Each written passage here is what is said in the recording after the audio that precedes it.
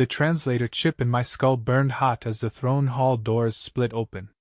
I was a human diplomat, alone, unarmed, and 30 seconds late to the most dangerous meeting in the galaxy. The Velascan royal court didn't forgive delays. 100 alien eyes turned toward me. Crystalline faces. Chitinous plates. Bioluminescent skin that pulsed with judgment. The queen sat elevated on a throne of living coral, her forearms crossed, her gaze like a blade. Beside her, advisors whispered behind fans made of what looked like dried wings. I walked forward. Each step echoed. Protocol demanded I stop at the 5th tile and bow. I knew this. I'd memorized it. But when I reached the marker, something moved in my peripheral vision. A child. Small. Velascan. Maybe 6 years old by human standards, though I couldn't be sure. She stood partially hidden behind a column, her pale blue skin almost translucent, her large eyes locked on me with an intensity that froze my breath. I hesitated. Just a fraction of a second. The room noticed. A low hum vibrated through the hall, the Velascan equivalent of a collective gasp. I forced myself to bow, holding the position as sweat gathered at my collar. When I rose, the queen's expression hadn't changed, but her fingers had tightened on the armrests. "Diplomat Cade Merrick," she said, her voice layered with harmonics that made my bones ache. "You arrive in disorder. You stand in confusion. Explain yourself before we revoke Earth's petition entirely." My throat went dry. Earth needed this alliance. Without Velascan navigational technology, our colony's ships would never reach the outer sectors. Thousands of lives depended on my performance in this room.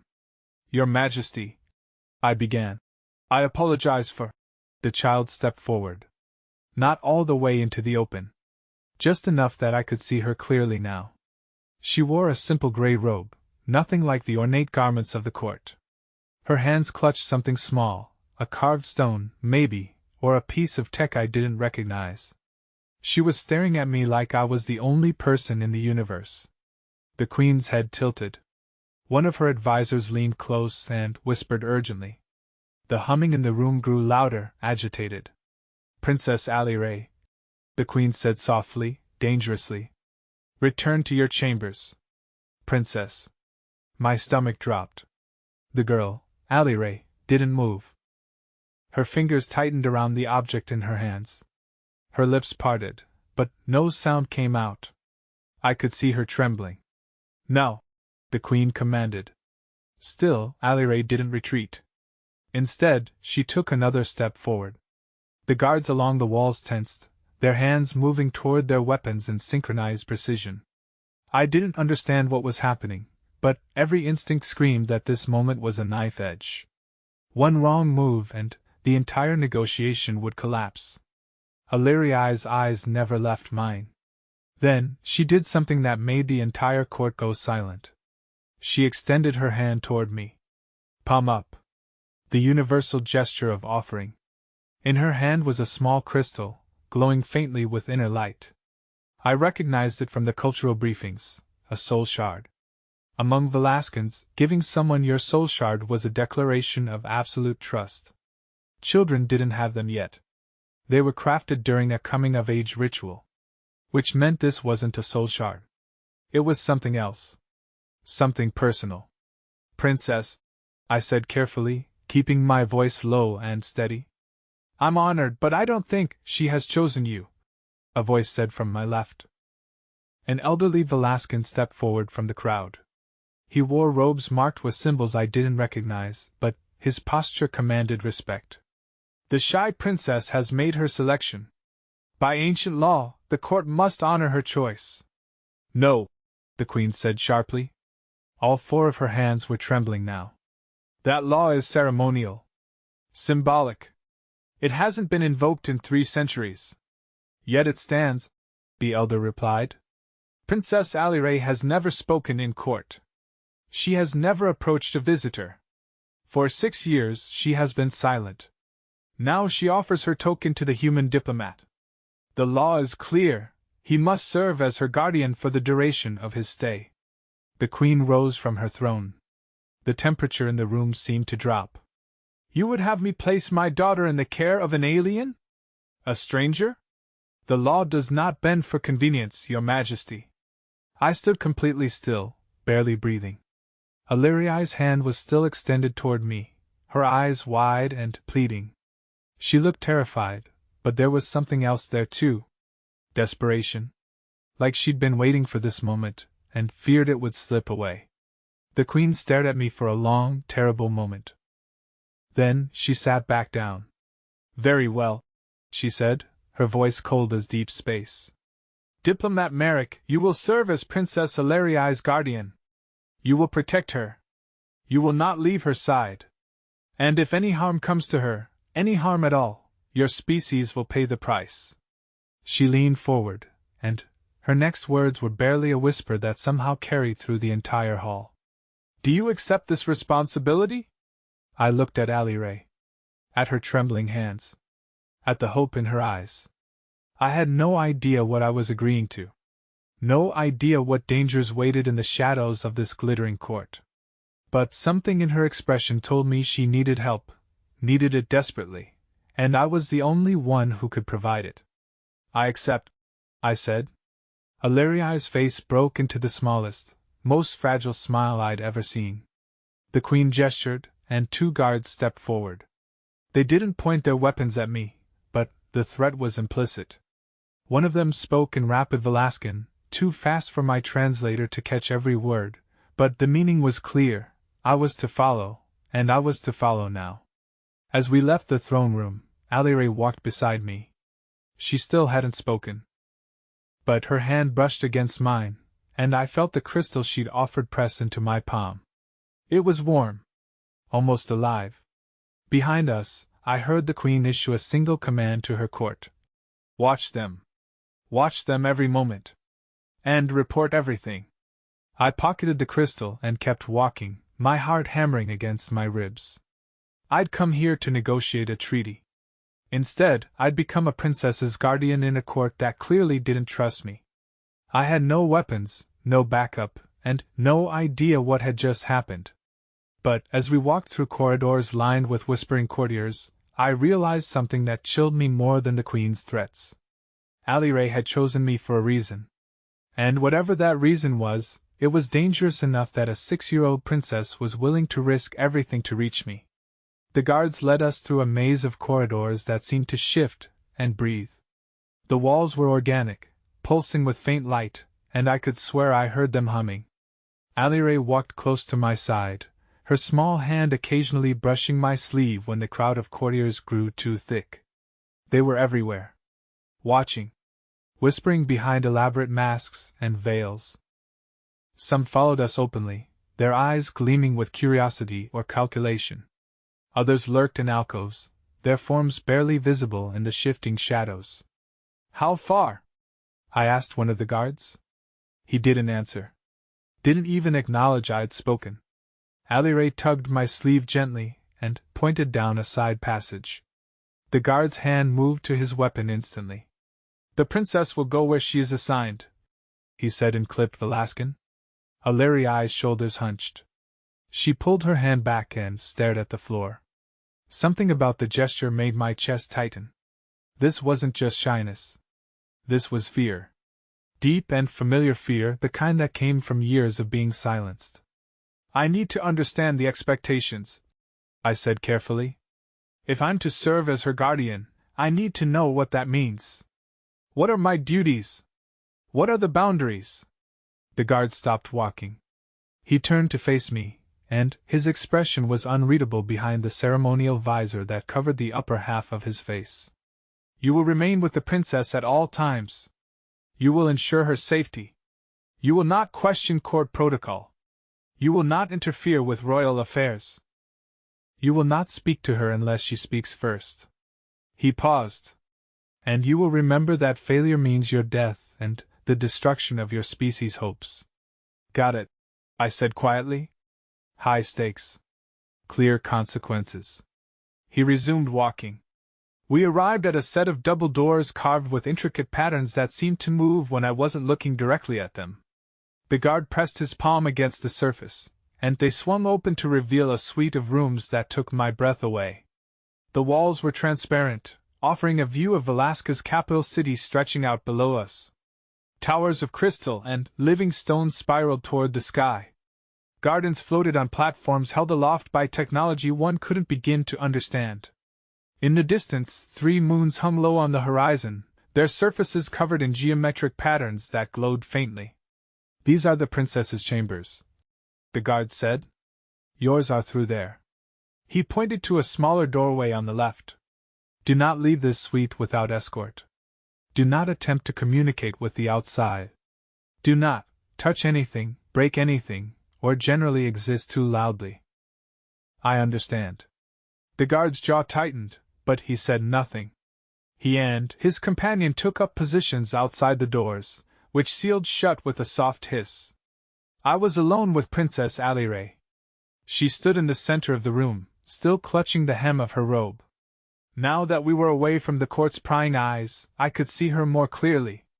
Her skin had a translucent quality, like frosted glass, and faint patterns of light moved beneath the surface, veins or nerves or something else entirely. Her hair was long and white, almost silver, and it moved independently of any breeze, as if it had a mind of its own. She was beautiful in the way alien things could be beautiful, strange and distant and completely beyond my understanding. "Hi," I said softly, crouching down to her level. "I'm Cade. I know you already know that, but formal introductions seem right." She didn't respond. Didn't look at me. "I'm not sure what just happened in there," I continued, "but I want you to know I meant what I said. I'll keep you safe.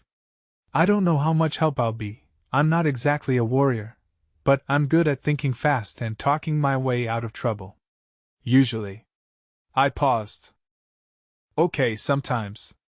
Still nothing. I sat down on the floor, crossing my legs. "You don't have to talk if you don't want to. I want you to know I'm not going to hurt you. And I'm not going to let anyone else hurt you either." Alarai's fingers loosened slightly on her robe. I waited. Time stretched out, marked only by the soft pulse of light in the walls. Then, so quietly I almost missed it, she spoke. "They want to kill you." Her voice was like wind chimes. Fragile. Haunting. I kept my expression neutral even as ice flooded my veins. "Who does?"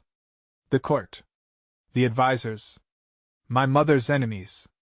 She finally looked at me, and her eyes were filled with tears that glowed faintly blue. "They think Earth is weak. They think an alliance would make us weak too. They want you to fail so the treaty dies." "And your mother? The Queen? She wants the treaty. She knows we need allies. But she's afraid of looking soft. Afraid of the court turning against her." Alarai's hands twisted together. "I'm her weakness. Everyone knows it. She loves me, but she can't show it.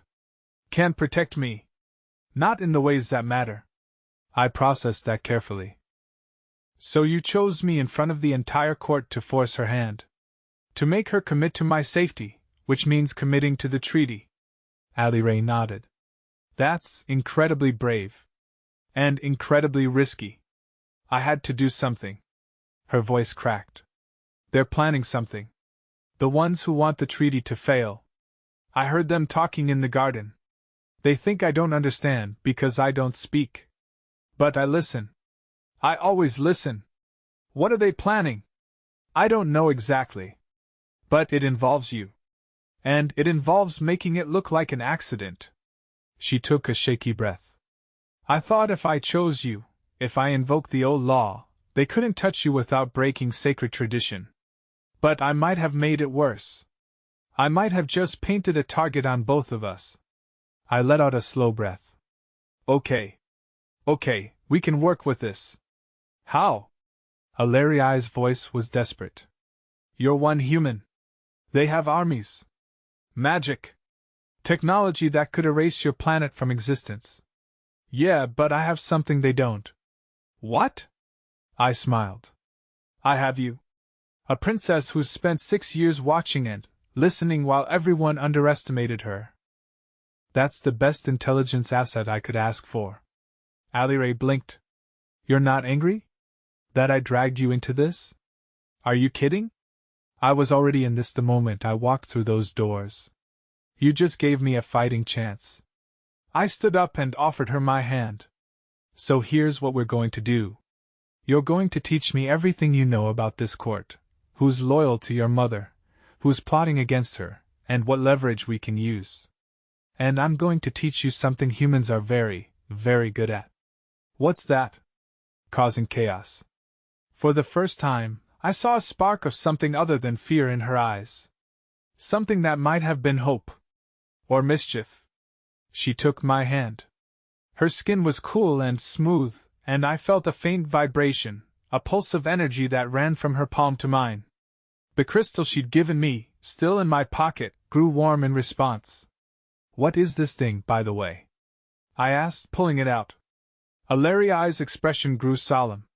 It's a memory stone. It holds everything I couldn't say. Everything I've witnessed. Everyone I've seen conspiring in the shadows. She met my eyes. If something happens to me, it will show you the truth. And if something happens to you, maybe someone else will find it, and understand. The weight of the stone suddenly felt immense. Nothing's going to happen to either of us, I said firmly. We're going to survive this. We're going to expose whoever's trying to sabotage the treaty. And we're going to make sure your mother gets the alliance she needs. You sound very certain for someone who arrived 30 seconds late, and already broke protocol. I grinned. Confidence is half the battle. The other half is being too stubborn to die. Alarai's lips twitched. It wasn't quite a smile, but it was close. Outside I heard footsteps. Multiple sets, moving with military precision. Alarai's hand tightened around mine. They're coming. Already? We just got here. I told you. They won't wait. They can't afford to. The doors opened. 6 guards entered, led by an officer whose armor was decorated with symbols of high rank. He didn't look at me. His attention was fixed entirely on Aliray. Princess, he said with a bow that was technically correct but felt mocking.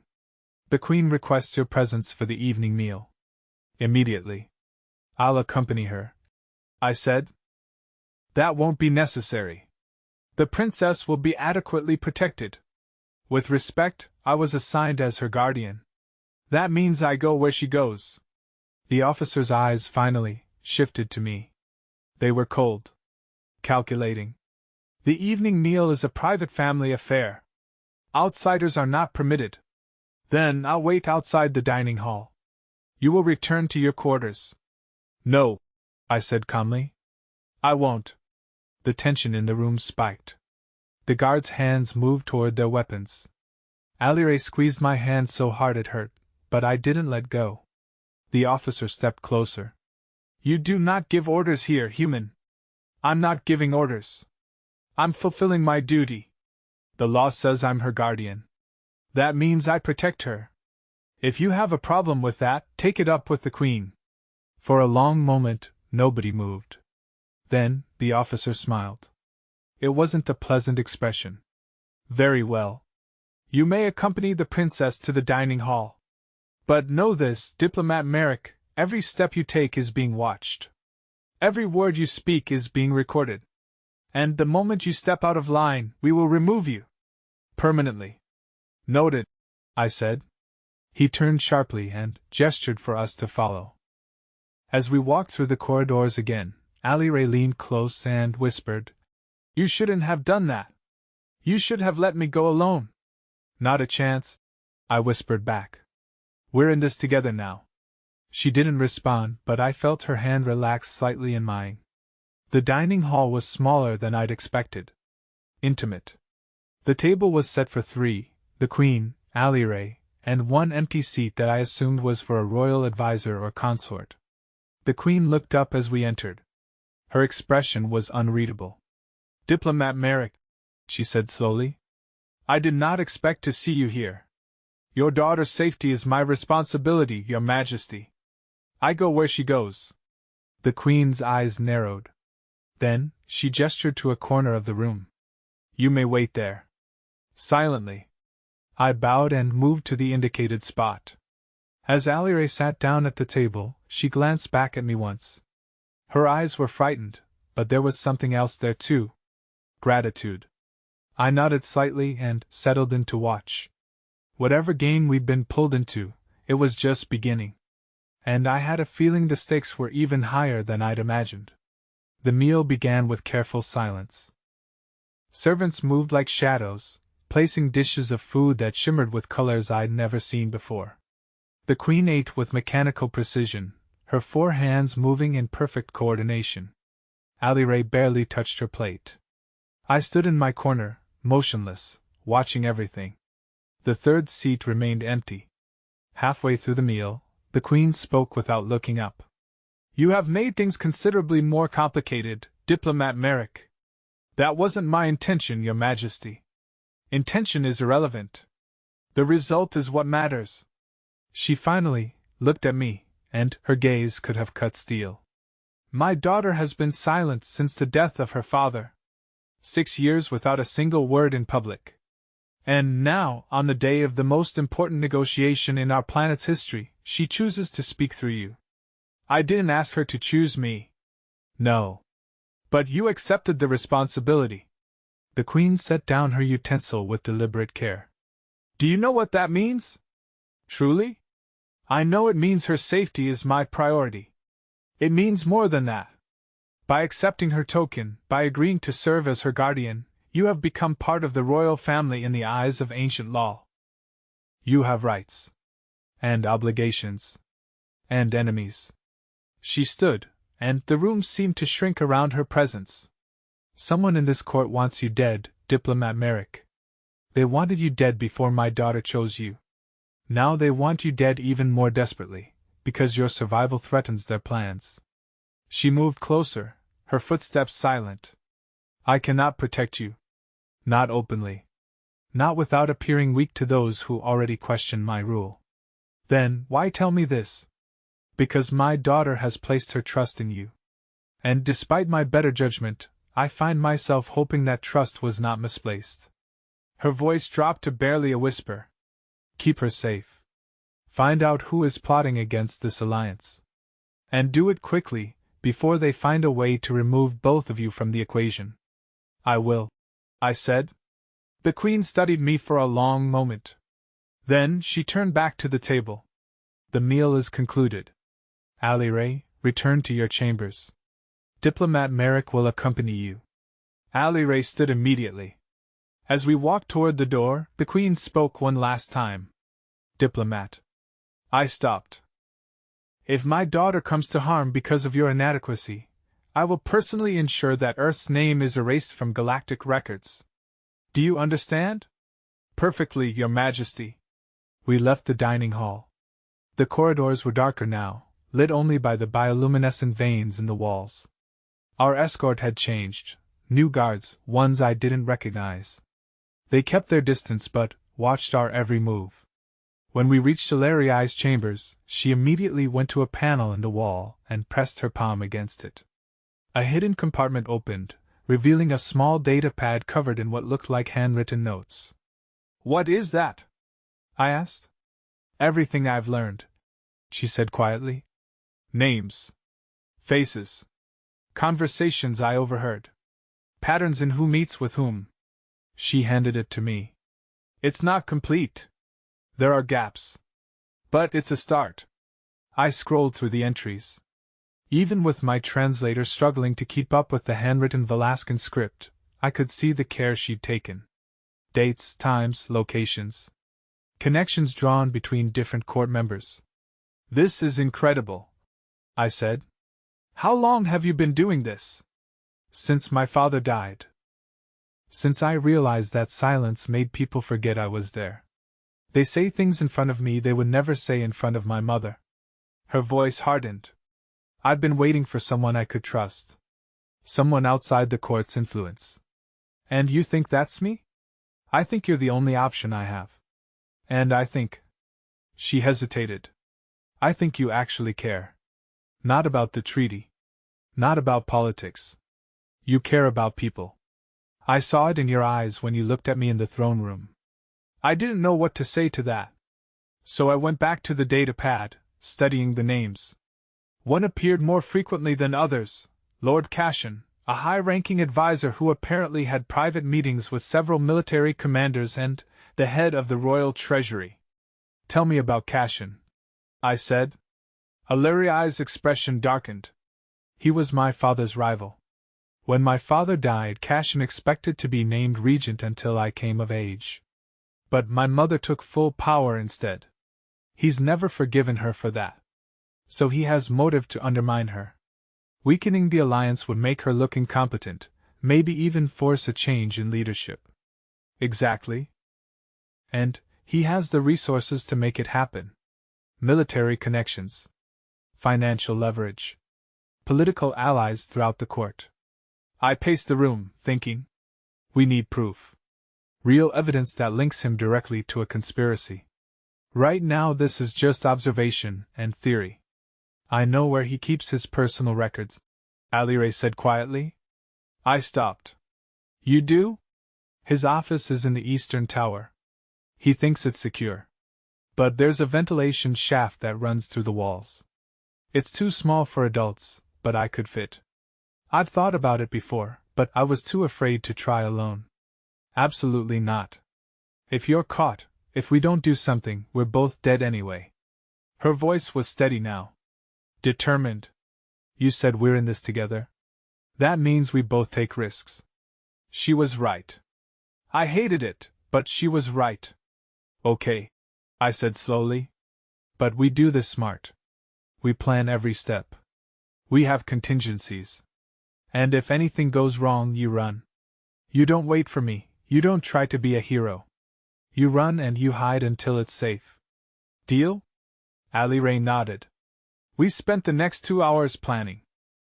The ventilation shaft access was in a maintenance closet 3 corridors away from her chambers.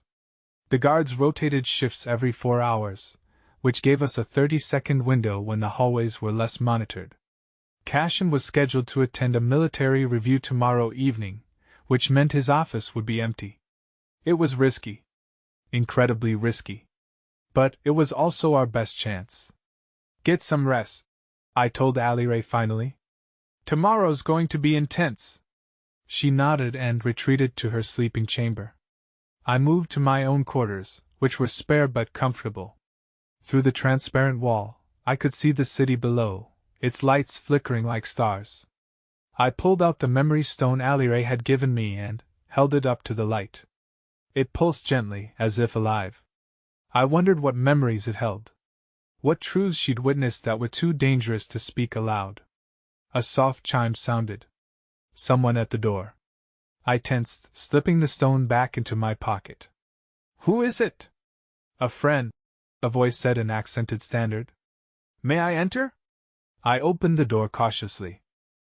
Standing in the hallway was a Velascan I didn't recognize, older, with deep purple skin and robes that marked him as a scholar or historian. Diplomat Merrick, he said with a slight bow. My name is Duran. I served Princess Alariai's father before his death. May we speak privately? I glanced at the guards. They were watching but made no move to interfere. Come in, I said. Duran entered, and the door sealed behind him. He looked around the room carefully, then pulled a small device from his robes and activated it. A faint shimmer appeared in the air. Jamming field, he explained. We have approximately 5 minutes before security protocols override it. What do you want? To help you. The Queen cannot act openly, but she is not without resources. I am one of them. He moved closer, his voice dropping. You are correct to suspect Lord Cashin. He is the central figure in a conspiracy to sabotage the Alliance. But he is not working alone. There are others, military leaders, trade guild representatives, even some members of the Royal Guard. How many? At least 24 that I know of. Perhaps more. Theron's expression was grim. They believe that allying with humanity will dilute Velascan culture. Make us dependent on inferior technology. They would rather see us isolated and pure than connected and strong. And they'll kill to preserve that isolation. Without hesitation, he handed me a data chip. This contains what evidence I've been able to gather. It's not enough to arrest anyone, but it may help you understand the scope of what you're facing. I took the chip. Why risk helping me? If you're caught, I loved Alariai's father like a brother. And I watched him die because I was too cautious to act when I saw the signs of poison. His voice shook. I will not make that mistake again. If the princess trusts you, then so do I. The jamming field flickered. I must go, Baron said quickly. Be careful, diplomat. They are watching you more closely than you realize. And they are very, very good at making deaths look accidental. He left as silently as he'd arrived. I stood alone in my quarters, holding the data chip, and felt the weight of everything pressing down on me. A conspiracy that had already killed a king. A princess who'd been silent for 6 years. A queen who couldn't protect her own daughter without appearing weak. And me. One human diplomat who was supposed to somehow fix all of it. I loaded the data chip into my personal terminal and began reading. Names.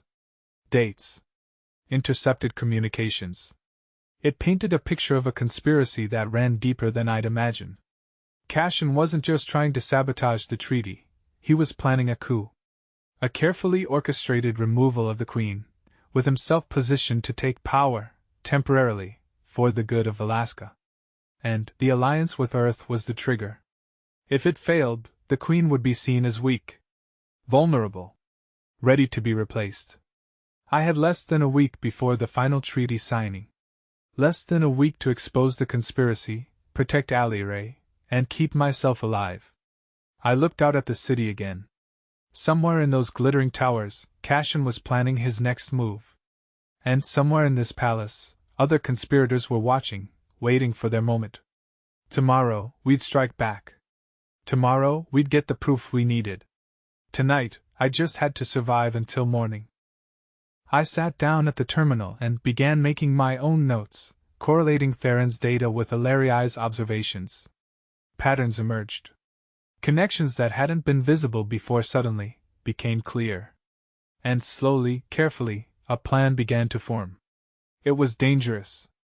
It required perfect timing. And it meant putting both myself and Aliray directly in the line of fire. But it was the only way. I worked through the night, and when dawn broke over Velasca's triple moons, I was ready. The day of the heist had arrived. The morning passed with agonizing slowness.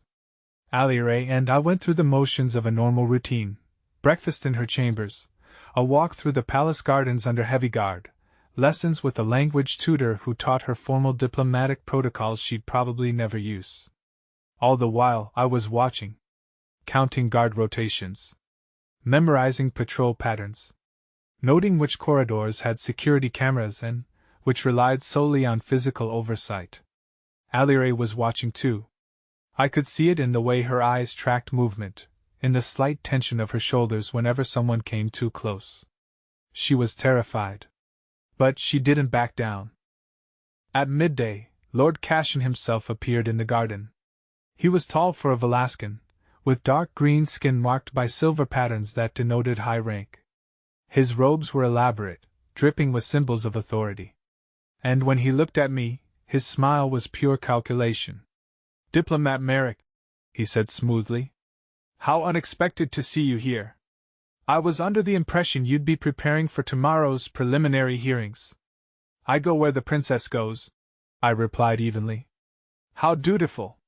His attention shifted to Aliray, who had gone very still. "Princess, you're looking well. Your mother will be pleased to hear you've been taking proper exercise." Aliray said nothing. She stared at the ground. Cashin's smile widened. "Still shy, I see. What a pity. Your father had such hopes that you'd grow into your voice." He leaned closer, and I saw Aliray flinch. "But perhaps some children are simply meant to remain silent." Every muscle in my body tensed. I stepped forward, placing myself between Cashin and Aliray. "I think the princess has had enough garden time for today. Cashin's eyes met mine. For just a moment, the pleasant mask slipped, and I saw something cold and dangerous underneath. "Of course," he said. "Do take care, diplomat. The palace can be treacherous for those who don't know their way around." He walked away, his guards falling into step behind him. Illyria's hand found mine. She was shaking. "He knows," she whispered. "He knows we're planning something." "He suspects," I corrected quietly. "But suspicion isn't proof. We stick to the plan." That evening, as the triple moons rose over the city, we made our move. The shift change happened exactly as we'd predicted. For 30 seconds, the corridor outside Illyria's chambers was clear. We slipped out, moving quickly and silently toward the maintenance closet. I picked the lock with a tool Duran had included with the data chip, a small device that bypassed Velasquez's security systems by mimicking authorized biosignatures. The closet door opened with a soft click. Inside, the ventilation shaft was exactly where Allyray had described. I removed the grate carefully, wincing at every tiny sound. "You remember the route?" I asked. Allyray nodded. "Third junction, turn left. Follow the shaft until I reach the vertical drop. Descend 2 levels. Cashin's office is the second grate on the right. And if something goes wrong? I retreat immediately and meet you back here." I handed her a miniature camera, another gift from Duran. "Document everything. If you can access his personal terminal, plug this in. It'll copy the contents automatically." Allyray took the camera with steady hands. Then, before I could say anything else, she hugged me. It was quick. Almost desperate. And then, she was pulling away and climbing into the ventilation shaft. "Be careful," I whispered. She disappeared into the darkness. I replaced the grate and slipped back into the corridor, my heart hammering. Now came the hard part. I had to create a distraction. Something big enough to draw attention away from the eastern tower, but not so big that it would trigger a complete lockdown. I made my way toward the central atrium, where a gathering of minor nobility was underway. The perfect place to cause a scene. I walked in like I owned the place. Conversations died as people noticed me. Whispers spread through the crowd. I approached a table laden with ceremonial objects, old weapons, historical artifacts, things that were valuable but not irreplaceable. And then I accidentally stumbled, grabbing the table for support. The table tipped. Artifacts crashed to the floor with spectacular noise. Everyone stared. "My deepest apologies," I said loudly. "I'm still not used to Velasquez gravity. Please let me help clean this up. Don't touch anything else," someone shouted. Guards rushed over. I made a show of trying to help while actually making things worse, knocking over a decorative vase that shattered with a sound like breaking glass. More guards arrived. Security personnel. Court officials. Perfect. While they were all focused on me, Allyray was making her way through the ventilation system toward Cashin's office. I let the guards escort me to a side chamber where I could be questioned about my clumsiness. I apologized profusely. I explained I'd been disoriented. I dragged out the conversation as long as possible. 20 minutes passed. Then 30. I was starting to worry when my communicator buzzed once. The signal we'd agreed on. Allyray was out and safe. I wrapped up my apologies and let the guards escort me back to the princess's chambers. When I arrived, Allyray was already there, sitting calmly on a cushion as if she'd never left. The guards took up their positions outside. The door sealed. "Well?" I asked quietly. Allyray held up the camera. Her expression was grim. "You need to see this." We downloaded the contents onto my terminal. What we found made my blood run cold. Detailed plans for an assassination. Not of me. Of the Queen. It was scheduled for the night of the treaty signing. During the celebration. A slow-acting poison that would mimic natural causes. By the time anyone realized what had happened, Cashin would have already positioned himself to take emergency control. And there was more. Communications with off-world mercenaries. financial records showing massive bribes to key military personnel, and a list of acceptable losses, people who would need to die to ensure the plan's success. Illyria's name was on that list. So was mine. So was Theron's. We have to show this to your mother, I said. Tonight. She's in a Security Council meeting. We can't reach her until morning. Then we send it to her. Encrypted. Any message we send will be intercepted. The conspirators control the communication systems. I swore under my breath. We had the evidence we needed, but no way to deliver it safely. Unless. The old law, I said suddenly. The one that made me your guardian. It gives me certain rights, doesn't it? Yes. Why? Can I demand an audience with the Queen? A private audience, protected by tradition? Illyria's eyes widened. The right of Guardian's Council. It hasn't been invoked in centuries, but yes. Yes, you could. It would bypass normal security protocols. Then, that's what we do. We invoke it. We get face to face with your mother, and we show her everything. Cashin will try to stop us. Then we move fast. We prepared quickly. I copied the evidence onto multiple devices, backup upon backup. Alire composed a formal request for Guardian's Council using language so archaic that even my translator struggled with it. When we were ready, she activated the communication panel and transmitted the request directly to the Queen's private channel. For a long moment, nothing happened. Then, the panel lit up with a response. A single word in Velascan. Granted. We had 1 hour to reach the Queen's private chambers. 1 hour to cross a palace full of people who wanted us dead. I checked my sidearm, a small energy weapon Theron had smuggled to me. It wouldn't be enough against a determined assault, but it was better than nothing. Ready? I asked Alire. She nodded, her jaw set with determination. We opened the door. The guards outside looked surprised. We're invoking Guardian's Council, I said formally.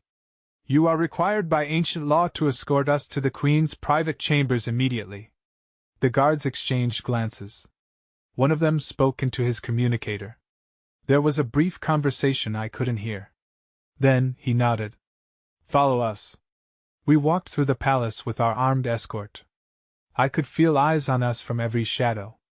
Courtiers stopped their conversations to watch us pass. Servants pressed themselves against walls to give us room. Word was spreading. Everyone would know we were moving, including Cashin. We were halfway to the Queen's chambers when the attack came. It happened fast. One moment we were walking down a corridor. The next, the lights went out. I heard a weapon discharge. One of our guards went down. I grabbed Alire and dove behind a decorative pillar as energy bolts lit up the darkness. This way! I shouted, pulling her toward a side passage. We ran. Behind us, I heard shouting. More weapons fire. The sounds of a full-scale firefight. Alire knew these passages better than I did. She led me through a maze of servant corridors and hidden stairs, always moving upward toward the royal quarters. We burst into a wider hallway and nearly collided with another group of guards. For a heart-stopping moment, I didn't know if they were loyal or corrupt. Then, their leader spoke. We were sent by Theron. This way. Quickly. We followed them at a dead run. Behind us, I could hear pursuit. Multiple groups, converging on our position. We reached a set of massive doors guarded by what looked like the Royal Elite Guard. They opened the doors without question. Inside was the Queen. She stood in the center of a war room, surrounded by holographic displays showing the palace layout. Red dots marked hostile forces. Blue dots marked loyalists. The Reds were winning. Mother!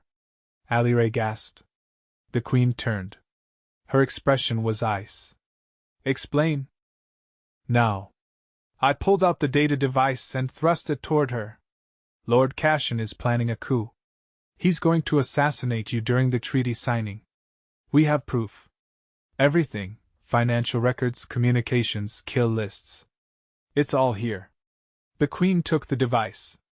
Her eyes scanned the contents with inhuman speed. The temperature in the room dropped. "How long have you known?" she demanded. "We discovered it tonight. We tried to reach you immediately. And you triggered a palace-wide alert in the process." She gestured to the holographic display. "Half my guard has declared for Cashin. He's already begun his move." You forced his hand. "I'm sorry," I said. "We had no choice." The Queen was silent for a long moment. Then, she turned to her remaining loyal guards. "Seal the royal wing.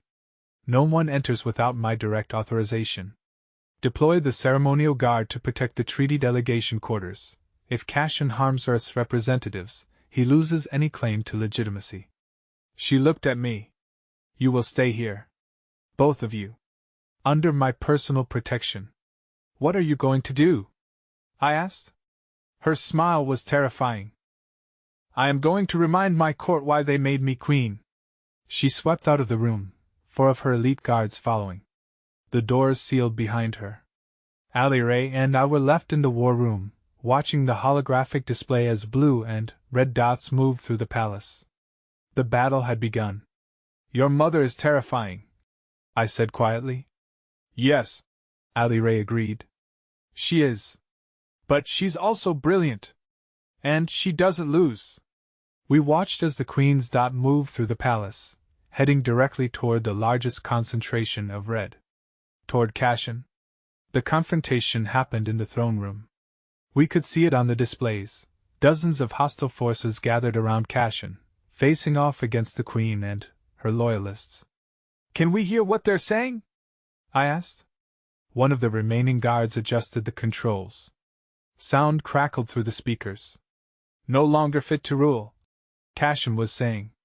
"You have weakened us with your obsession with alien alliances.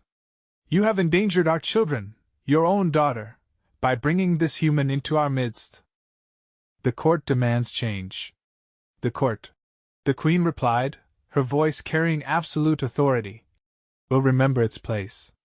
You are outnumbered. Your guard is divided. Your daughter has betrayed sacred tradition by choosing an outsider. You have already lost." "Have I?" There was a pause. Then, the Queen raised one hand. "Every exit to the throne room sealed. Automated defense systems activated. And the lights in the palace shifted from their normal soft blue to harsh red. Emergency protocols. The kind reserved for invasion. You see," the Queen continued, "you made a critical error, Lord Cashin. You assumed that because I did not act immediately, I was unaware of your conspiracy. But I have known about your treason for months. I have watched you recruit your followers. I have documented your communications. I have allowed you to believe you were clever." Cashin's expression changed from confident to uncertain. "The only question," the Queen said softly, "was when to end this. When to remove the cancer from my court in a way that would leave no doubt, no sympathy, no possibility of martyrdom." She gestured toward the sealed doors. "You forced my hand by attacking my daughter's guardian. By attempting to harm her under my own roof. And now you have given me all the justification I need." She made a small gesture. The guards loyal to Cashin were surrounded by automated weapons systems that had emerged from the walls. "Drop your weapons," the Queen commanded. "Or be eliminated where you stand." One by one, they complied. Cashin stood alone. "You wouldn't dare execute a noble lord without trial." "You're absolutely right," the Queen said. "Which is why you will have a trial. A very public one. And you will be convicted based on the evidence my daughter's guardian so helpfully obtained from your personal files." She turned to face the rest of the room. "Let this be a lesson," she announced, her voice carrying through the palace communication systems. "I am not weak. I am not vulnerable. I am your queen. And I will do whatever is necessary to protect my people, even from themselves." In the war room, Aliray let out a breath she'd been holding. "It's over." "Not quite," I said, watching the displays. "There are still hostile forces throughout the palace." But even as I spoke, the red dots were changing to blue. One by one, Cassion's supporters were surrendering or fleeing. Without their leader, the conspiracy collapsed.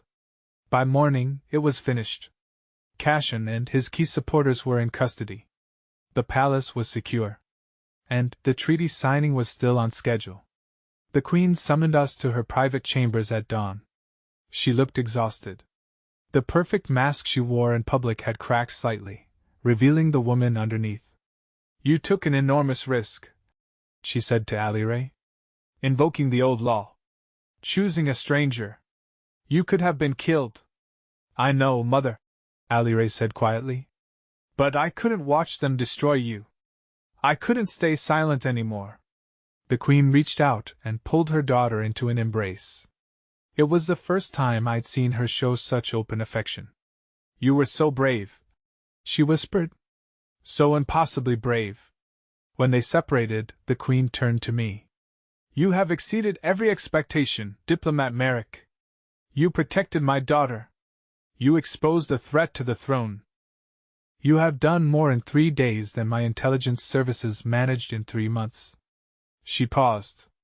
"Earth will have its alliance. And you will have my eternal gratitude." "I was just doing my job," I said. "No. You were doing far more than that." She smiled slightly. "Aliray chose well. She saw something in you that I did not. Perhaps that is why she has been silent all these years. She was waiting for someone worthy of her voice." Aliray stepped forward and took my hand. "Thank you," she said. Her voice was still quiet, still fragile, but it was there. "For believing me. For protecting me. For not treating me like I was broken." "You were never broken," I said. "You were just waiting for the right moment." The treaty was signed 2 days later in a ceremony that was simultaneously tense and triumphant. The conspirators were tried publicly and sentenced. And the alliance between Earth and Velasca was ratified by unanimous vote of a suddenly, very cooperative court. On my last night on Velasca, Aliray came to my quarters. "I wanted to give you something," she said. She held out a small crystal, not the memory stone, but something new. "It's a communication crystal. No matter where you are in the galaxy, you can reach me. And I can reach you. Aliray, I don't know when I'll be back this way, that's okay. I just wanted you to know that you'll always have a friend here. Someone who remembers that you saw a scared little girl and decided to protect her anyway." I took the crystal. It was warm, pulsing gently with inner light. "You're not a little girl," I said. "You're one of the bravest people I've ever met. And I'm honored to call you my friend." She hugged me one last time. Then she left, her shoulders straight, her head high. As my ship lifted off from Velasca the next morning, I looked down at the planet. At the crystal cities and floating gardens. At the palace where a shy princess had found her voice and a queen had crushed a conspiracy. The communication crystal hummed softly in my pocket. A reminder that some connections transcend distance and species. That bravery comes in many forms. And that sometimes the most important alliances are the ones built not on treaties and trade agreements, but on trust and courage and the willingness to stand together against the darkness. Earth had its navigational technology. Velasca had its powerful ally. And I had a memory that would last a lifetime, of the shy alien princess who chose me, and the court that stood still to watch what happened next. The stars stretched out before my ship, endless and full of possibility. And somewhere behind me, on a world of crystal and light, a princess was learning to use her voice to reshape her world. I smiled and set course for home.